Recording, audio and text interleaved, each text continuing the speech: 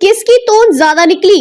NCP नेताओं के बीच अब शरीर की हालत पर भी लड़ाई। महाराष्ट्र की राजनीति में कुछ सालों से जारी राजनीतिक तनाव अब तक शांत होने का नाम नहीं ले रहा है। एक और शिवसेना के उद्धव गुट और शिंदे गुट आपस में भिड़ते रहते हैं, तो वहीं दूसरी ओर एनसीपी के बीच शरद और अजीत पवार गुट के नेता एक दूसरे पर बयानबाजी करते रहते हैं। अब हालात तो ये हो गए हैं कि एनसीपी के दोनों गुट के नेता एक दूसरे की तोंद को लेकर भी कमेंटबाजी करने लगे हैं। आइए जानते हैं कि क्या है ये पूरा मामला।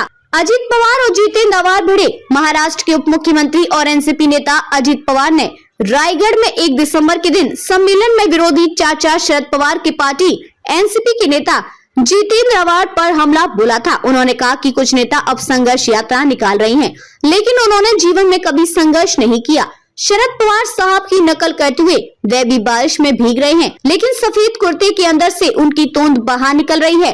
अजीत ने कहा था कि अरे भाई ये सब क्या चल रहा है, क्योंकि ये सब नौटंकी कर रहे हो।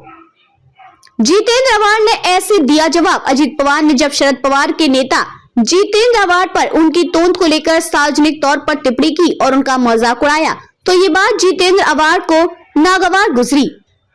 उन्होंने अजीत पवार की भी तोंद निकली, फोटो ट्वीट किया और सवाल पूछा कि अजीत पवार क्या आपके 6 पैक हैं?